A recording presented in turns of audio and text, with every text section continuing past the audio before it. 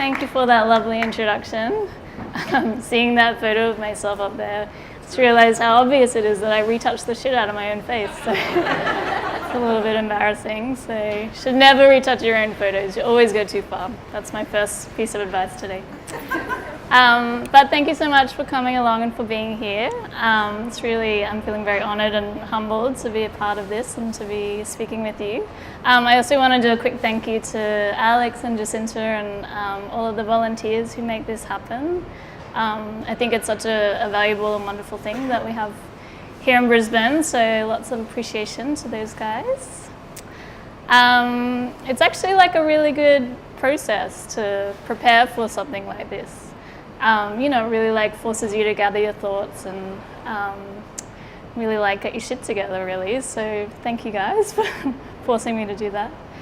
I will admit that I'm a little bit nervous though, so please be nice and laugh at my jokes. It'd be great. Okay. Cool, so I'm going to start with just like a little bit of a background and an intro to my work. So obviously my background is in photography. That's where I started my career, I guess. So I studied at the Queensland College of Art and did the Bachelor of Photography there, which was great, and I think it was a really good place to start. After I graduated, I spent a little bit of time traveling and then came back to Brisbane and started working as an assistant, which I think is a really great way to start in the industry, and it's a really important part of the process for learning the ropes and understanding the industry really well. So I guess I've been working on my own, just freelancing for, I guess maybe like 7 or 8 years now. And it was probably about 3 years ago that I got approached by Catherine Cook, who's here today. She was starting a company called Compadre. When Kat approached me, Compadre was very much about creating a production agency that was fun and that was fresh and, without any of the nastiness and, some of the ego that can sometimes go with the industry. So straight away I felt very much at home and very happy working with Compadre these days. So this is some of my work that we've been going through. So I work mostly in advertising photography. I guess the process, for those who maybe don't know, is most of our clients are working with advertising agencies, and they'll approach the agency with a problem or something that needs to be solved. The agencies will develop the concepts, and it's at that point that they bring us in to kind of bring their ideas to life. So I guess you can see my style of work is very much suited to lifestyle, and so that's the type of work that I tend to get. I love photography, and I think it's a wonderful career and something that I really enjoy a lot. But I think at a certain point I felt like I was, I suppose, craving a little bit more creative control, and I think probably wanting to be a little bit more involved in that development of concepts in the earlier stages. And so I was in that frame of mind of like looking for a project and, was throwing around a lot of ideas and nothing really felt right. And at the same time was thinking that perhaps there was a little bit of a gap in the market for a brand like Nico, and that's where the idea kind of came about. So we've got a few photos here from Nico, various collections that we've made over the years. So Nico's been going for about 5 years now.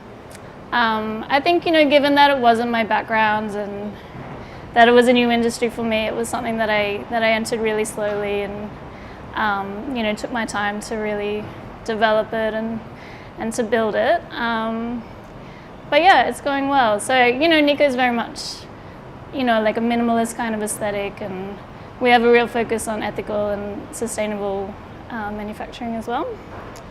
So that's me. That's what I do. Cool.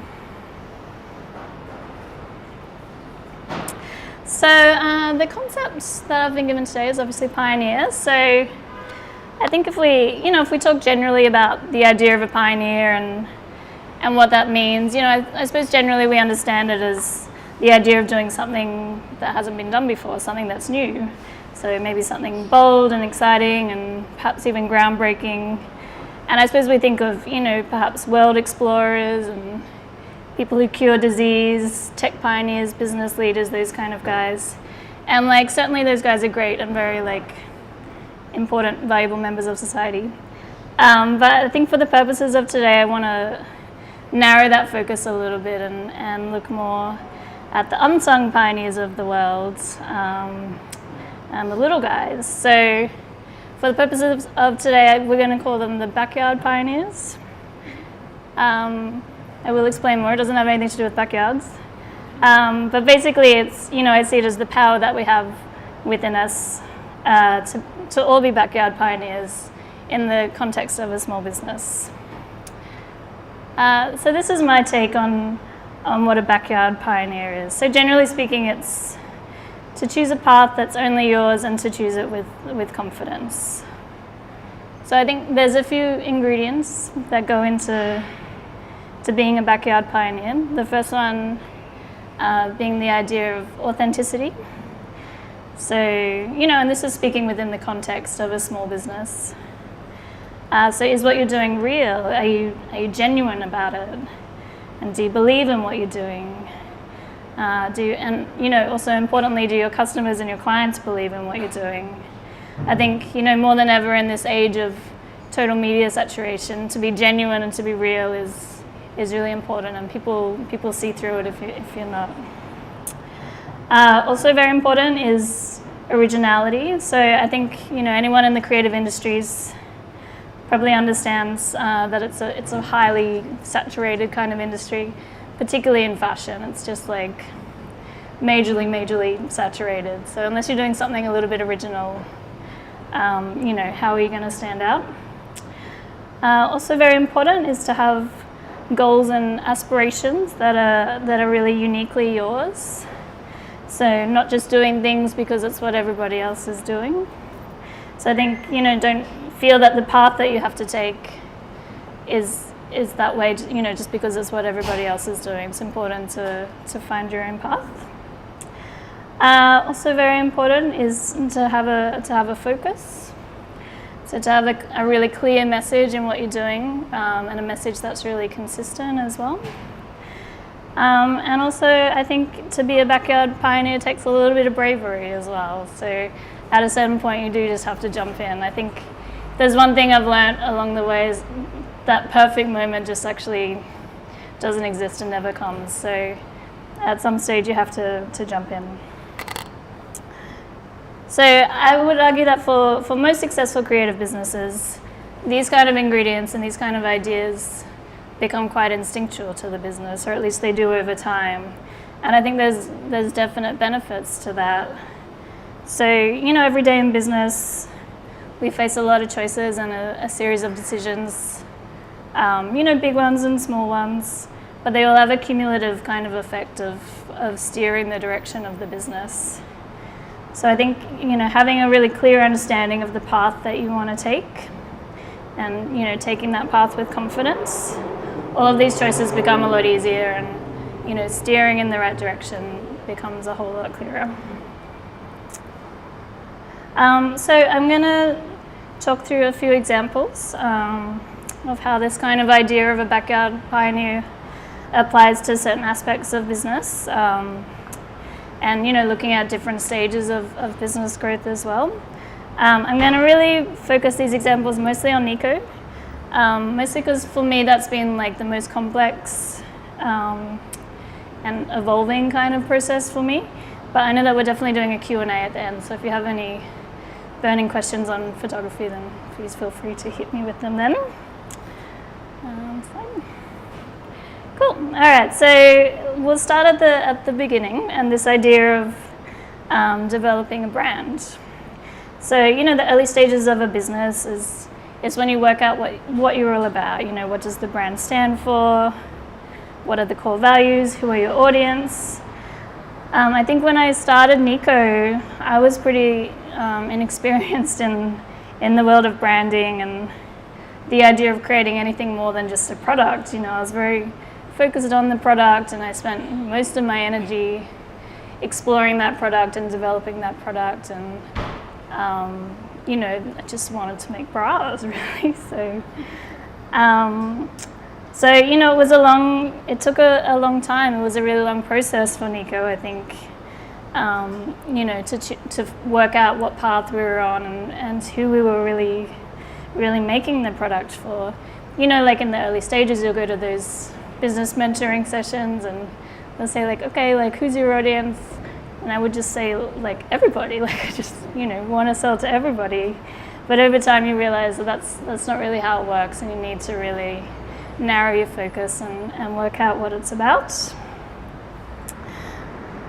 once I eventually worked out that this product needed a very specific brand to go with it, you know, I kind of flipped it a little bit and realized that the brand had actually been there all along, and the brand was very much me, you know. So the core values of the business, the story, the aesthetic, the guiding principles, they're all very personal and they're all very based on my own story and values.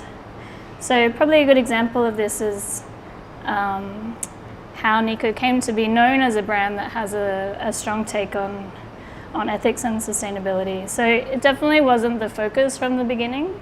You know, we just, like I said, I just wanted to make bras. But as we, you know, started to develop the supply chain and you know, build up that network and decide, you know, how we were going to operate, you know, things started to become a little bit clearer. And, you know, it was at that point that my personal ethics stepped in, I think. So, you know, it was very clear, you know, that I was only comfortable doing business in an ethical kind of way. You know, you've got to sleep at night, right? So there was no way that we were going to compromise on those things. In the beginning, it didn't really occur to me that that was, you know, part of our story or something that people might be interested in. But over time, we started to develop, you know, a following, and there was interest in the brand for that reason. You know, so that side of our story actually was kind of came to us rather than us developing it. So, you know, gradually we started to incorporate it into our communication, how we talk about the brand. So now it's, you know, become a core part of what we do and what we stand for. So it was a really nice, like, natural evolution of, you know, that story coming truly out of just who we were and what we were about. And so again, you know, it comes down to those ingredients of being a backyard pioneer and bringing authenticity to what you're doing. So the next stage that I want to look at of a business is the idea of mentorship and taking advice. So, you know, when you're starting a business, anyone here, I'm sure, who has started a business can tell you that you get offered all sorts of advice, and everybody has an opinion on your business, and everybody knows exactly what you should be doing and you know, knows all of the answers for you. And, like, certainly this is really valuable, and it's, you know, important to take it on board. You know, collecting data and you're understanding the market and developing ideas. But, you know, an important lesson that I learned very early on was that you cannot please everybody, and you shouldn't really try either. So it's really important to have a filter, you know, to be able to understand what's relevant advice and what's not so relevant and is actually a really bad idea. So definitely saves a lot of wasted time. I think equally when you're being mentored in a more formal sense, you know, perhaps with a business mentor, you know, it's important to maintain that same kind of clarity of purpose and to understand what's good advice and what's not relevant. So, you know, people can be majorly qualified and, you know, wonderfully experienced and really amazing business people, but if they're not the right fit for your business and what you're doing, then perhaps that's... Can you guys... Is that better? You can hear at the back? Yeah. Sorry. It's that truck, isn't it? Yeah, so if they're not the right fit for your business, then it's, you know, the advice isn't going to be helpful. So there's definitely been times that, you know, I've left a mentoring session knowing, well, that was really lovely advice, but that's exactly what we won't be doing, you know. So Just gonna wait for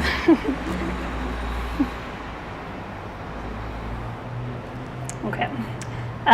So I think, again, if you have a really clear understanding of your brand values and what you're about, that allows you to filter what advice is relevant and what isn't. So I'm really lucky this year. I'm being mentored by John Condilis. He's one of the founders of Nobody Denim. And he's just like totally the right fit for me as a mentor. He's really tells it like it is and doesn't sugarcoat anything and is very business focused, and I just feel very lucky that I've found a really good fit. So it's hard to find, and often you have to chat to a bunch of people before you work out who's the right fit. But I think it is important to seek out mentors who are on the same page as you. Okay, how are we going? Is everyone awake still? Good. I know it's early. So the last stage that I want to look at is the idea of growth in a business. So I think for me, in my experience, the period of growth is probably the most difficult time, like harder even than starting the business and getting it off the ground.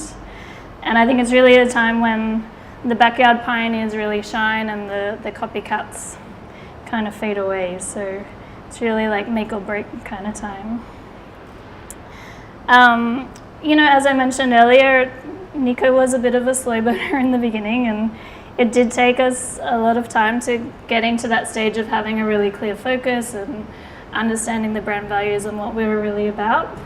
But I think once we found that and started to really narrow the focus of what we were doing, I think that was like the real impetus for growth. I don't think it would have happened without getting to that stage. So I think, being confident in the path of the business and the core values, it makes that process of growth and decision making much easier. So, an example of this is recently we made the choice to take parts of our production for Nico offshore because we had outgrown our Australian supply chain.